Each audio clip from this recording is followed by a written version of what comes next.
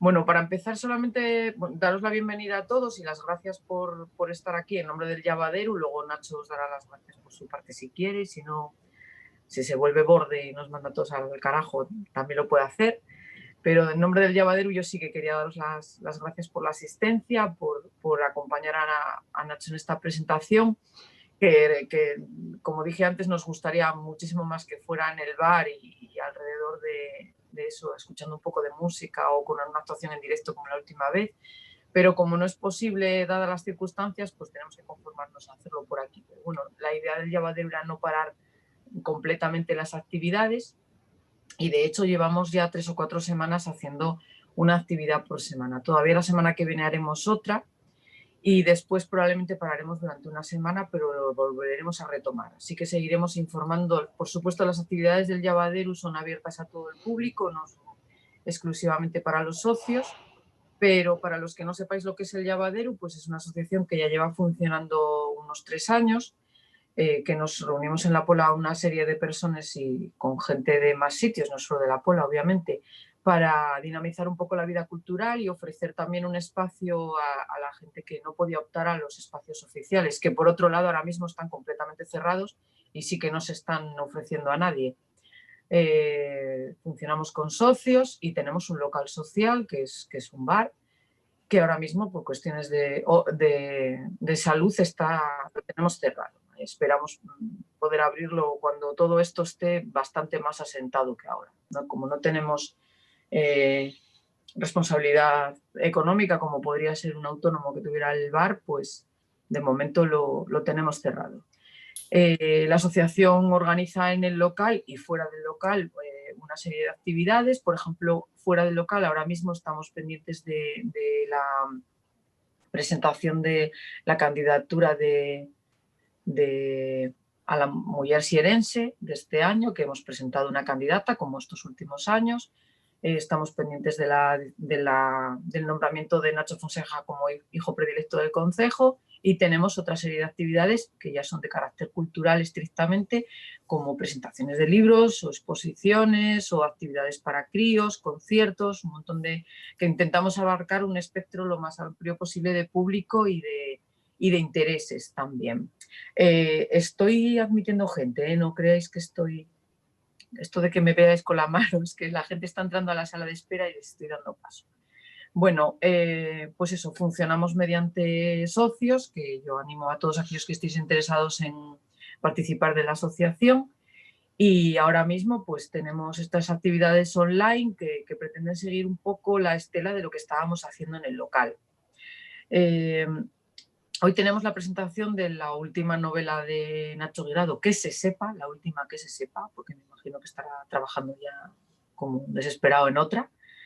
Y para ello tenemos no solamente a él, que nos va a hablar de sus inquietudes y de sus cosas, sino también a Marga Pacios y a Guadalupe, que son las dos editoras de Maluma Editorial, que van a introducir un poco el tema y que van a contar un poco la situación de cómo es la edición de una novela ahora mismo y en concreto de esta novela, porque me imagino que no será un trabajo fácil hacer las cosas en medio de este lío monumental que tenemos. Muchas gracias de nuevo a Nacho y le doy la palabra a Marga Pacios, que también es escritora, además, que no lo he dicho, escribe relatos, microrelatos y participa en diversas antologías, para que ella explique lo que le parezca, básicamente. Ahora mismo eres la jefa, puedes hablar lo que quieras. Y novelas. Estoy terminando la tercera. Novela. Bueno, pues encantada de conoceros. Lo primero de todo es daros las gracias por asistir y por acompañar a Nacho, que esto es lo más importante, porque en una presentación, sea virtual o sea presencial, lo más importante es que haya compañía, porque si no, no tiene ningún sentido. Te doy las gracias a ti y a vuestra asociación por el favor que habéis hecho tanto a Nacho como a la editorial. Y bueno, poco tengo que decir o no se me ocurre qué decir en una presentación de estas virtuales. Es como hablar con un contestador automático, es una cosa muy rara y es la primera vez que lo hago. En una presentación lo primero que le diría a Nacho es que enhorabuena por tu novela, Cuando la leímos nos gustó mucho y por eso la publicamos. Nacho sabe que desde mi despacho veo El Escorial, además, y entonces me llamó muchísimo la atención. En estos momentos de pandemia es muy difícil mantener el mismo contacto que teníamos anteriormente con los autores, que eso es lo que más nos duele. Esta editorial, con Guadalupe, mi socia, y yo, las dos que lo fundamos en el 2016, hace bien poco, la intención que tiene esta editorial es sacar a la luz a autores noveles. Lo que pasa que de vez en cuando nos aparece alguien como Nacho, que esta es su 8ª novela, pero nuestra intención es eso, sacar a la luz autores noveles que no tienen acogida en editoriales tradicionales. Sí que tienen acogida en cualquier editorial que no lo sea y que tengan que pagar un X% o una cantidad por poder publicar. Nosotras ya no somos jóvenes, tampoco somos muy mayores, no estamos para la primera vacuna, pero no necesitamos una editorial para quitarnos de trabajar. Eso es lo fundamental. Las dos somos escritoras y las dos amamos la literatura. Y lo que queremos es pasárnoslo muy bien y que formemos una familia con los autores, y realmente la hemos formado. Es para nosotras una satisfacción muy grande el ir a una feria y pegarte un abrazo con autores que a lo mejor no has visto o que has visto solamente una vez. Formamos una gran familia y para nosotras es lo fundamental. En estos tiempos de pandemia, que es a lo que iba, que es que me disperso, el problema está en que no podemos hacer presentaciones en directo ni podemos hacer ferias. ¿Qué hacemos? Mucho teléfono, mucho WhatsApp y intentar que los autores se sientan cómodos con nosotras. A partir de ahí, los autores nos han mandado ya su manuscrito, lo hemos corregido, en algunos hay más corrección que en otras, en el de Nacho tampoco había demasiado, estaba muy bien escrito, se nota que era un profesional. Y después se manda a imprenta y cuando tenemos el libro en las manos, pues es una alegría muy grande. Nos gusta más a ambas el papel que el digital.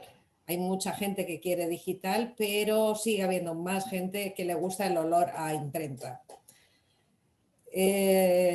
A Nacho le preguntaría, para ya no extenderme más con la editorial, a no ser que Guadalupe quiera decir algo. Guadalupe, ¿quieres decir algo?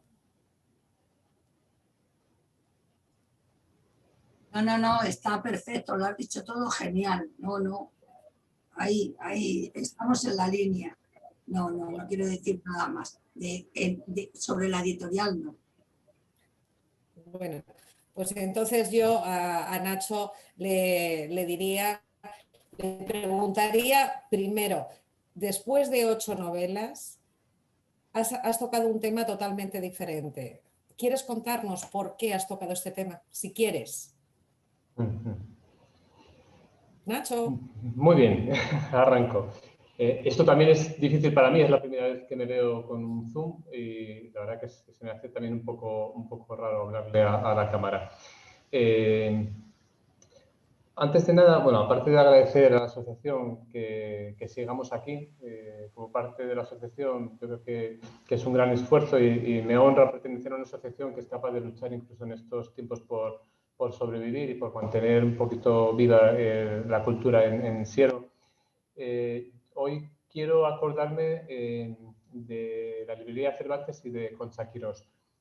Como sabéis, normalmente mis presentaciones siempre las he hecho en Pola de Siero, en el Abre César, en el bar, sabes que a todos nos gustan los bares, y en Oviedo, tradicionalmente en Cervantes, que me han acogido siempre muy bien. Y bueno, pues para los de Asturias hay poco que decir que no sepamos de Concha, un ejemplo de mujer, de feminista, de mujer progresista y sobre todo, principalmente, de mujer amante de los libros. Bueno, es un día de luto. Hoy la librería Cervantes cierra, como es normal, y es un momento también para mí para acordarme de todos los buenos ratos que hemos pasado allí presentando, comprando y escuchando a otros escritores. Me preguntaba Marga que cuál es la motivación del libro. Y esto me viene bien porque primero quiero aclarar una vez más, que ya lo he intentado hacer por Facebook, la polémica que ha habido alrededor de la Nueva España. Unos cuantos de aquí ya tenéis experiencia de pegaros con los periodistas y sabéis que a veces pues hacen una entrevista y entienden la respuesta y otras veces pues cogen la respuesta y hacen lo que quieren, ¿no? Entonces, por desgracia, en la última entrevista para la Nueva España, en una de las respuestas, el periodista interpretó todo lo contrario a lo que yo había afirmado. Entonces me vi en la necesidad de ponerme en contacto con el periódico, con el periodista, intentar que hiciesen una rectificación y por eso ayer escribí el mensaje que escribí en Facebook para que quedase claro qué era lo que yo quería decir. Y esto es importante porque a raíz de la presentación que se hizo breve a través de la TPA, si lo visteis algunos, en la TPA salieron unas imágenes de las apariciones de Prado Nuevo y una señora se puso en contacto con la TPA muy indignada. Me dieron el teléfono y yo llamé a la señora a ver por qué estaba tan cabreada. Y parece ser que esta mujer lleva años yendo a las apariciones a las supuestas apariciones en el Escorial, es una devota de Amparo Cuevas y está muy enfadada con lo que yo había dicho en la presentación y lo que ella presuponía que yo había escrito en la novela, que por cierto le parecía fatal que hubiese escrito una novela con afán de ganar dinero. Eso ya me parece interesante.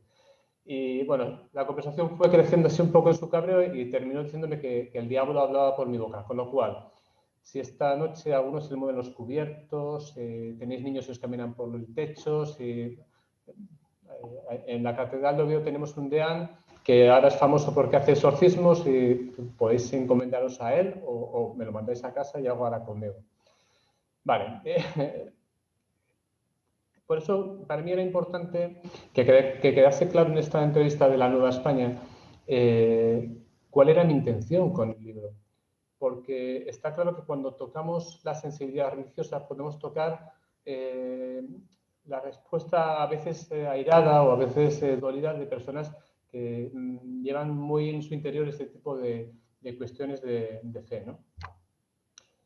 La razón por la que yo me he embarcado en este género, que no es el mío, es porque quería sacar una historia que nosotros vivimos en mi casa alrededor de la enfermedad de mi madre. Algunos sabéis que yo ya he publicado algún relato, incluso he hecho algún libro tratando de explicar cuál ha sido mi vivencia alrededor del mundo de la enfermedad, de la violencia intrafamiliar que nos tocó a nosotros, de lo que fue convivir con una mujer enferma, y eso ya está trabajado. Yo eso hice mi trabajo como escritor, como narrador, siempre pensando en el lector, no pensando en hacer terapia, porque para eso hay especialistas. Pero en esta ocasión no quería hablar del problema familiar. El tema de la enfermedad de mi madre es una inspiración, es un germen, que es lo que me lleva a mí a embarcarme en esta aventura, pero lo que me interesa es la ficción. La anécdota por la cual yo decidí crear al personaje de Ricardo y que ya he contado en alguna entrevista, viene en que estando nosotros de vacaciones en Riaño, en León, eran las fiestas patronales y mi madre, que de aquella, bueno, todavía caminaba regular, caminaba con la ayuda de un bastón, con la ayuda de uno de nosotros y se le ocurrió ir a la procesión de la Virgen de Quintanilla. Mi madre siempre fue bastante devota. No de la Virgen de Quintanilla, sino de cuestiones religiosas, ¿no?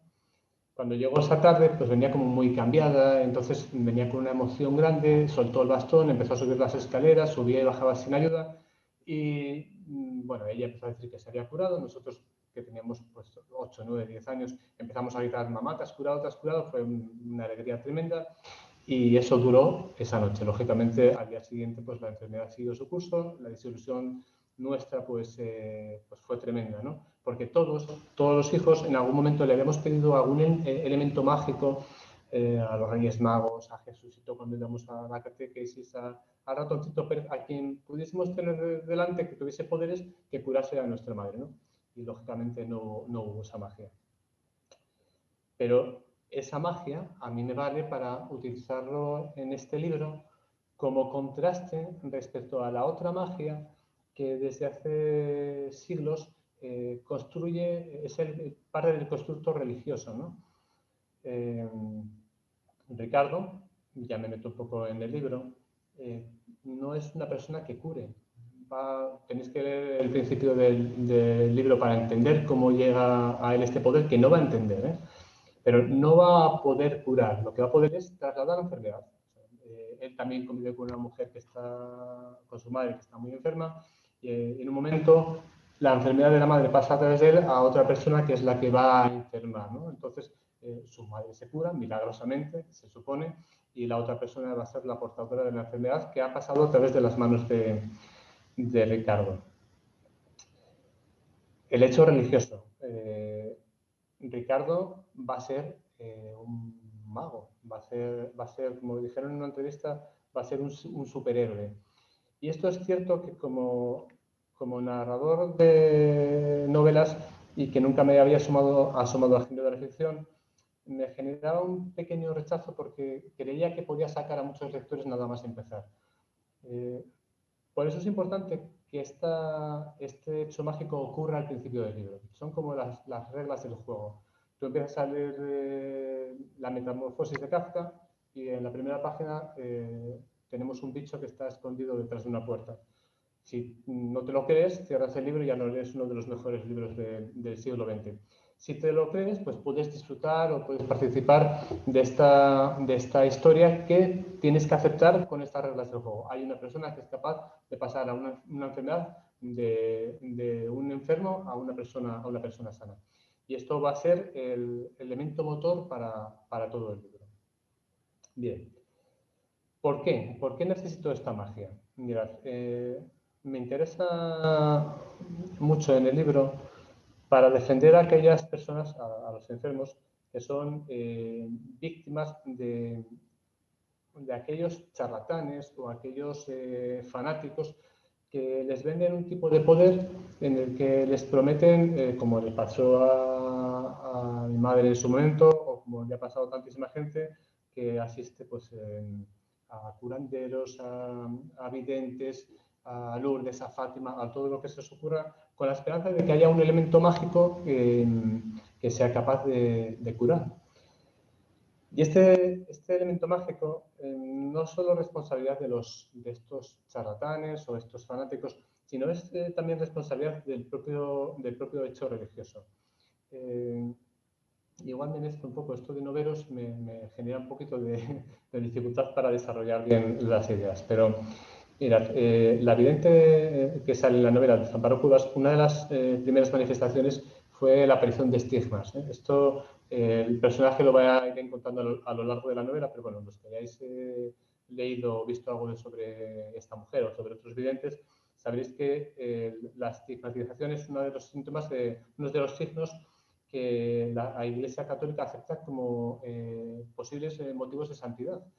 Tiene aceptados unos 250 santos que han tenido como este elemento de manifestación de la divinidad. Curiosamente, para la medicina, los estigmas, estas heridas que se forman en la piel, tienen una denominación que tenía por aquí buscada, no me acuerdo ahora mismo cómo es, que se asocia a un trastorno de tipo nervioso. Pero para la Iglesia Católica se considera que es parte del hecho místico, que es el que va a desencadenar estas manifestaciones para que sensibilizar al resto de los creyentes hacia la fe. Bueno, podemos pensar que esto es un fanatismo de los santos, que es una exageración, pero es que en realidad el propio rito, hablo de la religión católica porque es la nuestra, pero podríamos llevarlo a cualquier religión. El propio rito cristiano tiene elementos mágicos muy sorprendentes. Yo soy celíaco, ¿vale? Y me acuerdo que hace 3 años hubo una polémica porque había un grupo de católicos celíacos que querían poder comulgar con un tipo de hostia que no tuviese gluten.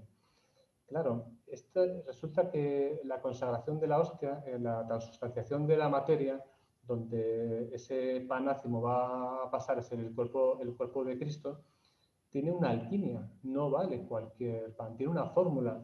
No puedo coger un mendrugo como hacían los curas rojos, que Carlos se acordará en los años 80 en las iglesias de barrio, cogían mendrugos de pan, como se supone que aparecía en los evangelios, y transformaban ese pan en elemento sacramental, ¿no? No, pues para la Iglesia Católica, para el rito, es fundamental que haya esa concepción de la magia. Necesitamos que haya un tipo de rito tutelado, porque de ese modo es mucho más fácil llegar al hecho trascendental de lo que hay después de la vida. Eso lo tenemos con elementos de la Eucaristía, pero tenemos con cosas tan sorprendentes que salen en la novela como es la consagración de una capilla. Yo quedé bastante alucinado cuando descubrí que para sacramentar un altar se llevan trocitos de hueso de un santo, reliquias de santo, y se entierran dentro de la madera del altar, porque es uno de los modos de que esa mesa, que es una mesa normal, pues sea un sitio de oficio para la magia, para la alquimia, de transformar el vino y el pan en el cuerpo y la sangre de Cristo, ¿no? Imaginaros un extraterrestre, ahora que estamos con los marcianos, que llegase ahora, o una persona del Nuevo Mundo en el año 1500, ¿no? Que le explicase a un católico, no, pues esto que tenemos aquí, que se vas a comer, es el cuerpo de alguien. Es que nosotros, para poder celebrar nuestra religión, nos comemos la carne y la sangre de nuestro Salvador, porque es el modo de hermanarnos y el modo de... Bueno, es alucinante. Para nosotros no lo es, porque nosotros lo hemos aprendido desde la infancia y no nos preguntamos por qué al entrar en la iglesia mojamos los dedos en un agua que es un agua especial porque el cura la ha bendecido. ¿Por qué nos presignamos delante del altar si tiene una luz encendida? ¿Por qué el sacerdote tiene una serie de pasos dentro de la celebración donde o nos perdona, o nos bendice, o nos da las gracias? Bueno, es todo muy, muy interesante y muy mágico. La magia es parte de nosotros. Estos días estaba escuchando un programa de radio sobre los dioses griegos y era muy divertido porque hacen también cosas como hacemos nosotros y se encomiendan a sus dioses para conseguir prebendas. Nosotros somos una religión politeísta, no sé si lo habéis pensado. Cuando necesitamos alguna cosa nos encomendamos a los santos, nos encomendamos cuando hacemos cosas, ¿vale? Para las cosas es San Judas, no me acuerdo. ¿Alguien se acuerda de cuál es el santo de San Antonio? Bueno, sabes que hay un santo para cada cosa y nos encomendamos a Santa Lucía para la vista, bueno, lo que se os ocurra, ¿no? Son mediadores con la divinidad. Son lo que hacían en su momento encomendándose a Júpiter, encomendándose a Zeus, encomendándose a Mitra, encomendándose a quien fuese y encima negociando. Si yo me compro un coche y no quiero tener accidentes, lo llevo a Covadonga y que le eche una bendición el cura en Covadonga. Si monto un negocio, pues me compro un San Pancracio con un dedito así, le pongo una moneda de estas con agujero y lo escondo para que no lo vean, pero que me traiga suerte y que gane mucho dinero, ¿no? O sea, somos una religión politeísta porque en el fondo todos necesitamos una mediación con la magia, algo que nos haga esta vida más llevadera. Y eso lo acepto, me parece bien, yo no soy creyente, pero entiendo que desde que el hombre es hombre hemos necesitado ese tipo de elemento de trascendencia que nos explique o nos dé un poco de motivo de por qué estamos vivos. Todo este rollo, que os he soltado, que es un rollo muy grande, es para deciros que yo lo que necesitaba era un personaje con una magia de verdad dentro del libro para hacer más visible y más chocante la otra magia que nosotros en la vida real sí damos por buena o aceptamos por buena. Y entonces aceptamos por bueno que haya un sacerdote que diga que puede sacar a un demonio de una persona poseída, o damos por bueno que alguien nos pueda perdonar nuestros pecados, o damos por bueno que alguien pueda curar nuestra enfermedad porque nos encomendamos, en este caso, a la Virgen de Dolores y bebemos el agua de esa fuente de Prado Nuevo porque ya se sacramentó una iglesia y ya se oficia misa ahí. Y esa es la razón, y ahí llego a la pregunta de Marga, y creo que ha sido una respuesta larga, de por qué he escrito este libro. Si lo llego a saber, te pregunto otra cosa. Has desarrollado ya el libro. Bueno, pues a mí me parece muy bien. El libro, a ver, nosotras en la editorial no queremos temas políticos ni de religión, temas polémicos, queremos ser una editorial que no cree polémica, pero yo cuando lo leí me pareció de lo más natural. Está todo demostrado, no hay problema con eso.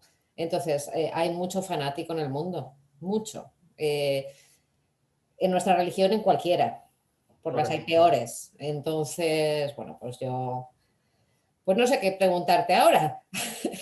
Has desarrollado todo el libro totalmente. Si es el caso, aparte del libro, que nos cuentes si quieres, si tienes alguna manía a la hora de escribir, si tu familia está contenta con que escribas y no les hagas caso. Cuéntanos lo que quieras, yo ya te dejo. Vale, voy a contar otra cosa. Luego explico eso que me parece divertido, pero voy a contar primero otra cosa. Bueno, el libro no es un enfrentamiento de fe no fe, eso que quiero que quede claro. Es más un enfrentamiento entre la superchería, la manipulación, la gente que quiere ganar dinero con las necesidades, en este caso de los enfermos, y yo creo que la gente que sí se maneja con una creencia honesta. Y eso lo hago visible, voy a contar un poco más de la novela, en la segunda parte del libro. En la segunda parte del libro, el personaje va a ir a una casa de acogida. En este caso, va a ocurrir en León. La primera parte ocurre en Oviedo, la segunda parte del libro ocurre en León, la tercera parte ya va a ocurrir en el Escorial. Y esta parte del León tiene como protagonismo especial a los hermanos maristas. Cuando me documenté sobre esta casa de acogida, fui a entrevistarme con unos amigos, con Isabel y con Santi, que llevan muchos años trabajando con menores tutelados por el Estado. Ellos lo hacen a través de una congregación, no me acuerdo qué congregación es, pero yo, después de escuchar cómo trabajan con estos chavales de 15, 16, 17 años, escogí que en lugar de ser esa congregación a la que yo no conozco, que la congregación que se hiciese cargo de mis menores tutelados de la novela fuesen los hermanos maristas. Esto es porque los maristas en algunas partes del mundo sí hacen esto. Cuando yo tuve mi época de creyente y estuve de voluntario en Honduras, conocí una de estas casas de acogida y de tutela para niños mucho más pequeñitos en Comayagua. Hay un hermano marista ahí, el hermano Goyo, que llevará ya 30 años con una labor encomiable, tremenda. Bueno, es un ejemplo de compromiso con la gente más desfavorecida, en este caso los niños. Y yo quería que estos hermanos maristas que hacen una labor muy interesante dentro del libro para mi protagonista, para los otros chavales, fuesen la antítesis de la otra manipulación religiosa que luego va a aparecer en la tercera parte del libro, que ahí ya no voy a contar nada porque sí que os destripo todo el libro. Y hay dentro de las escenas, me atrevo incluso a poner una pequeña imagen de los hermanos que murieron en el Zaire, que cuando yo pertenecía a las comunidades universitarias de los maristas durante muchos años, en esos años en los que yo no reniego de mi época de creyente porque fui muy feliz y aprendí muchísimo y soy la persona que soy posiblemente gracias a todo ese proceso formativo. Y el asesinato de los 4 hermanos, de Fernando, de Julio, de Servando, de Miguel Ángel, fue un impacto tremendo porque les dijeron que saliesen de Zaire porque su vida corría peligro y optaron los 4 por quedarse para poder apoyar a los refugiados ruandeses que sabían que en el momento en que ellos se marchasen entrarían los soldados y masacrarían a los refugiados. Y decidieron quedarse y bueno, pues murieron. No creo en santos, pero si existiesen los santos, posiblemente estas 4 personas serían santos modernos. Y para mí era importante porque respeto mucho a las personas que tienen una fe honesta y porque entiendo que la fe a mucha gente le ayuda a llevar una vida como mucho más tranquila y posiblemente más feliz. Y para ya relajar un poco tanta trascendencia, no tengo muchas manías como escritor. Soy un escritor, me cuesta mucho escribir, llevo muchos años escribiendo, cada vez me cuesta más escribir y tengo que tener un motivo muy claro para escamotear tiempo a mi familia, tiempo a mi descanso y tiempo al trabajo y ponerme con una novela. Esta me llevó mucho tiempo, fue un poquito difícil, quería hacer una novela más ligera y me salió esto, que no es tan ligera. Pero siempre estoy pensando en el lector, no estoy pensando tanto en mí, sino estoy intentando que el autor desaparezca, que el escritor no esté y ser un contador de historias. Que la persona que se pone delante de mi libro lo disfrute tanto como yo disfruto cuando leo las novelas que disfruto, porque también los que están aquí, que son de la tertulia de Abadero, de la tertulia literaria, saben los cabreos que pillo cuando leo un libro que no me gusta y me cabreo con el autor, con la madre del autor y con los editores que se atrevieron a publicar esa novela. Pero bueno, es parte de esa vehemencia que muchos conocéis. Bien, un momento, es que Guadalupe yo creo que tiene una pregunta, yo no sé si Nacho ya la contestó, pero si no, igual era interesante que la formularas. Es que la hizo a través del chat, no por nada. Ah, vale, es que yo no tengo chat. Perdón. No, es que lo hizo a través del chat y como yo os dejé que estaba pendiente para que ella pueda formular la pregunta. Adelante. Justo cuando Marga dice, pues yo no sé qué preguntarte, digo, a mí se me ocurría una pregunta esencial que era el paso del protagonista por donde los maristas, por donde estuvo acogido. Para mí es esencial. Creo que aunque el título de la novela es El milagro del Escorial, porque evidentemente, bueno, es cómo se desarrolla la novela, pero yo creo que hay mucho dentro de ese monasterio donde le tienen acogido. Hay muchas historias y muchos protagonistas que tienen una fuerza increíble, a mi parecer. Y a lo que me quería referir, que no es tanto como que el título nos va a remitir solo a una parte. Hay una parte del libro que para mi gusto es mucho, casi más esencial y más importante, aunque luego todo eso vaya en el desarrollo, para que el protagonista sea lo que sea. Eso es lo que le quería preguntar, si él lo ve de la misma manera que yo. Para mí, esa parte es mucho más esencial, más íntima, más de hacer al personaje ser lo que es. Ya está, no digo más. Ya me he excedido. Sí, estoy totalmente de acuerdo contigo. Poner un título a un libro es muy complicado, por lo menos a mí me lo parece. Porque el título tiene que llevar a lo que es de algún modo la historia, pero los títulos siempre son muy injustos. En este caso posiblemente sea el título más injusto primero porque creo que a mucha gente le puede rechinar y puede expulsar a muchos posibles lectores. Y porque para mí es más importante el propio personaje con toda esa evolución emocional, este adolescente que se encuentra con un poder que no entiende y que, como dices, se va encontrando con mucha gente y con la dificultad de saber si puede ayudar o no puede ayudar, cómo va transformando la vida de aquellas personas con las que él contacta, cómo él va madurando, cómo depende de la generosidad de muchas personas que en algún momento le ayudan o le traicionan. O algunos que incluso queriendo ayudarle, en algún momento ya no le pueden ayudar más porque se ha convertido en una patata tan caliente que les parece imposible de manejar. Sí, es muy difícil. Como es muy difícil, y esto lo sabes tú, que tienes el mérito, hacer una portada.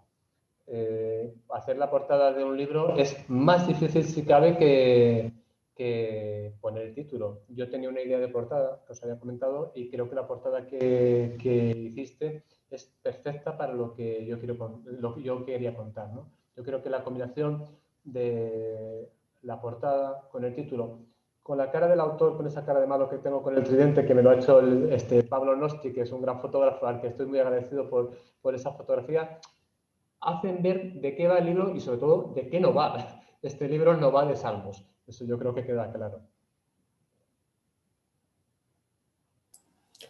Bueno, sí, puedo hablar yo. No te quiero preguntar nada más porque mira qué hora es ya y creo que es muchísimo más interesante que te pregunten los asistentes al evento si te parece a ti bien. Perfecto, claro. Lo único sí que quiero decir que el libro está teniendo una acogida estupenda y que está en las librerías y que nos gusta mucho más que la gente compre, si no es por nuestro carrito, antes de Amazon, que es un ente ahí, una máquina, que vayan a las librerías, que apoyen a las librerías la gente. Hay en Oviedo, en Pola de Siero, hay en Madrid, hay en León, hay en El Escorial y yo quiero que se apoyen las librerías. Si lo quieren hacer por carrito, fenomenal, pero si no, que apoyen a las librerías. Y ahora que te pregunte la gente y muchísimas gracias otra vez. Bueno, yo ahora podemos establecer un turno de palabras, si queréis, todo el mundo puede intervenir lo que quiera. Lo único que yo, por enfocar un poco el tema, me gustaría que Nacho nos explicara, a los que aún no hemos tenido la oportunidad de leer la novela, por la razón que sea, con qué nos vamos a encontrar, sin destriparos la historia, obviamente, pero sí, porque bueno, has hablado de muchas cosas que son como muy profundas. Yo me refería a una línea un poco más general. Vale, Si vale. son cosas reales, si son cosas imaginarias, si mezclas cosas reales con imaginarias, en qué época está ambientada, por ejemplo, que por ejemplo yo eso no lo sé. Vale. Esto puede ser de la Edad Sí, Media. sí. No. Esto es fácil de explicar. Una mental un poco genérica para los que no hemos leído todavía la novela, poder hacernos una idea de a lo que nos vamos a enfrentar. Vale, la novela se desarrolla obligatoriamente en el año 2012, porque es el año en que muere Luz Amparo Cuevas, que es la conocida como vidente de Escorial de Prado Nuevo. Lo que se va a encontrar el lector, que no conozca nada de esta historia, simplemente es a un muchacho de adolescente, no recuerdo la edad, 15 y 16 años, que de un modo inopinado se va a encontrar con un poder que es el de pasar la enfermedad de una persona a la otra. Y él no sabe por qué ocurre esto. Y a partir de ese momento tenemos que intentar saber qué haríamos primero nosotros con ese poder. Imagínate tú, Tina, si tuvieses ese poder, puedes coger a cualquiera de tu familia, a un conocido, a alguien, a un enfermo del hospital y curarle. Pero claro, tienes que darle la enfermedad a otra persona. Y a bote pronto a todos se nos ocurren, hostia, pues yo se la daría a... No lo sé. No sé quién se atrevería a ser tan fácilmente juez y verdugo, ¿no? Ese es el motor de la novela para cualquier lector. No tienes que saber nada de la realidad de lo que pasó, ni en Prado Nuevo, no importa, porque Ricardo, el personaje, no lo sabe. Te vas a encontrar a un chico que va a tener que esconder de algún modo ese poder. Imaginaros si ese poder llega a los medios. ¿Qué ocurriría con la vida de este adolescente? ¿Qué pasaría si la gente se va por millones a Lourdes, donde hay registrados solo, quiero recordar, que eran 80 o 90 curaciones en 120 años de milagros de Lourdes, por billones cada año para 80 o 100 curaciones? ¿Qué no harían con una persona que se constata, coño, que de verdad que te cura? Imaginaros quién no lo habría secuestrado para un dictador, para un magnate. Es una novela muy entretenida en ese sentido. Vas a estar continuamente viendo qué hace este chico, qué decide hacer con su familia, qué pasa con esa... Bueno, no lo quiero contar, es que si cuento el principio del libro sé que lo mato. Pero se va a encontrar con una situación muy compleja en la que si dice la verdad, alguien lo va a pasar peor. Y hay un supuesto crimen que alguien asume para que el muchacho pueda estar más tranquilo.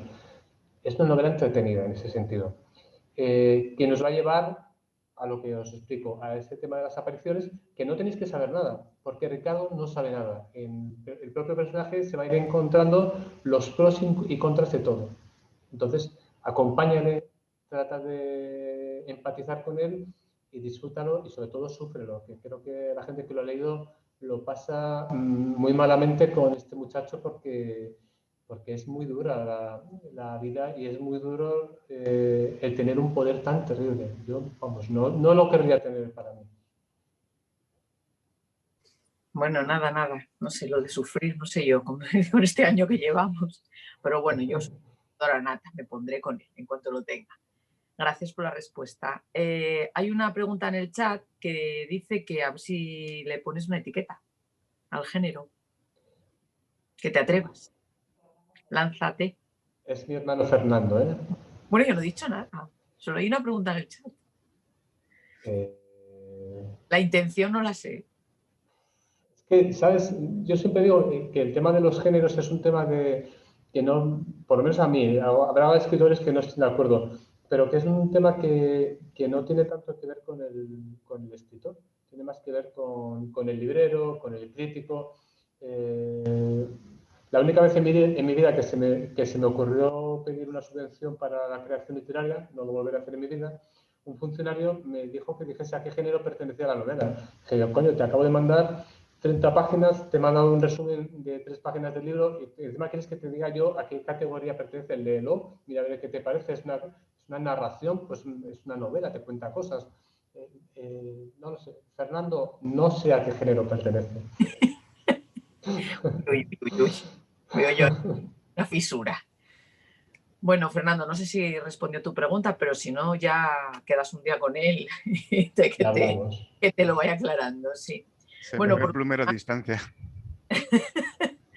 Por lo demás, está abierto el turno de palabras. Cualquiera de las personas que quieran intervenir solo tienen que o levantar la mano así o darse paso con el micro, si en caso de que haya más de una persona a la vez, que voy a estar mirando, porque es que yo no sé si lo sabéis, pero ahora mismo somos como 30 personas. Lo he hecho, en el fondo, una presentación es para animaros a que os asoméis a un libro. Yo estoy muy agradecido a mis editoras, que de verdad que la experiencia de encontrar editorial, llevo tanto tiempo caminando, no es fácil, cada libro es una aventura. Reconozco que cuando me llamaron yo pensé que era una editorial de autopublicación y que me estaban engañando. Entonces tuve que disculparme, me parece que fue con Marga, que fue con la que hablé por teléfono, porque me encontró como un poquito seco. Yo le dije, no, es que vengo de trabajar, estuve ahí cortando leña, pero lo que en realidad yo pensaba que me iban a dar gato por liebre y que en lugar de ofrecerme lo que yo buscaba, que era una editorial tradicional, pues me iban a ofrecer pues lo que hay tanto ahora mismo, que son editoriales de coedición, que es simplemente una especie de edición pagada por el autor de un modo encubierto, ¿no? Que es el auge del mundo literario de ahora. Estoy muy agradecido, como siempre, a la asociación, porque juego en casa y lo noto y cada vez que hago algo con la asociación y con la tertulia, pues me siento muy bien y me da más fuerzas para escribir. Y estoy muy agradecido a la respuesta de las librerías de Pola. Creo que han hecho un esfuerzo porque el libro sea visible, por hablar del libro, por tenerlo, por contactar con Marga y Guadalupe. Y bueno, para mí es un lujo. Entonces, y bueno, yo os agradezco a todos, que no hay nada más aburrido, en mi opinión, que una presentación literaria, que estéis aquí, que está muy bien. Yo espero que estéis tomando un vinito como yo y esto sea un trago más fácil de pasar. Bueno, se está estableciendo un debate aquí en el chat que tú te estás perdiendo, pero bueno, ya le han puesto etiqueta a tu novela, ¿eh? ¿Sí? Realismo mágico. Yo estoy completamente de acuerdo, porque según lo que estabas contando, sin haberla leído, y me estaba recordando eso, una cosa de magia, esto es realismo mágico, ¿ves? Estoy abriendo el chat porque estáis aquí diciendo cosas. Ni se te ocurra. Que, bueno, Marga quería preguntar una cosa, así que Marga, porfa, date voz. Lo que pasa es que me ha engañado mi socia, porque en el carrito lo tenemos puesto como narrativa. Ahora tendrás que cambiarlo, Guadalupe. Y pensaba decir eso, que en el carrito lo tenemos como narrativa. Y tiene también su parte de historia. Que tiene también su parte de historia, porque está muy bien documentada una parte, pero es que no puedo contarlo porque sería hacer spoiler. Nada más. No, yo lo que quería decir que para mí es eso. Lo que pasa que en el carrito, con las prisas de que etiquetas todo como narrativa y punto, y ya está. No por más. Se me ha oído, ¿no? Sí, sí, perfectamente.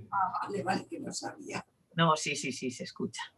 Bueno, yo lo único que quería contaros ya así para finalizar, para dejaros todos ir a cenar y esas cosas y acabar el vino, que Nacho, además de escritor y el que nos recompone de vez en cuando, por lo menos a mí, es miembro de la asociación. Yo tengo que darle las gracias porque sí que es además un miembro activo y que propone una tertulia literaria que tiene lugar en el bar una vez al mes, en el que hay una serie de personas pues muy implicadas, yo creo, muy fieles y muy constantes, que hemos tenido que paralizar por cuenta de la pandemia, pero que yo creo que es el momento de volver a arrancarla. Y sí. Nacho, de acuerdo, y entonces yo os animo a todos los presentes a participar en la tertulia, que Nacho os explique un poco el funcionamiento y que os dé pistas para que os pongáis en contacto con él para volver de nuevo a tirar para adelante por esta iniciativa que tenía mucho éxito, yo creo. Así que, Nacho, cuando quieras, haz publicidad. Sí, ya hemos hablado los miembros de la tertulia. En principio, ahora que ya sé cómo funciona este chisme del Zoom, que no es tan desagradable como yo pensaba, entonces vamos a intentar volver a hacer como hacíamos antes. Reunirnos una vez al mes, que por horarios va a tener que ser de fin de semana.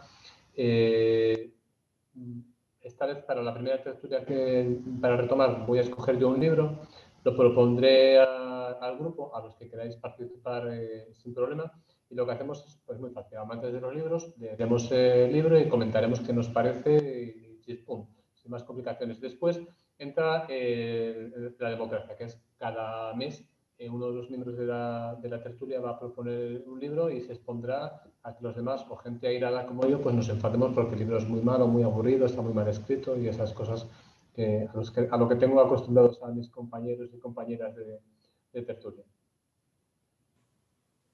Bien, pues si no hay ninguna intervención más, yo reitero las gracias a todos los presentes, a Nacho en concreto por la colaboración, a Marga y a Guadalupe porque están lejos y aunque esto nos acerca, yo sé que es complicado hacer estas cosas así a distancia.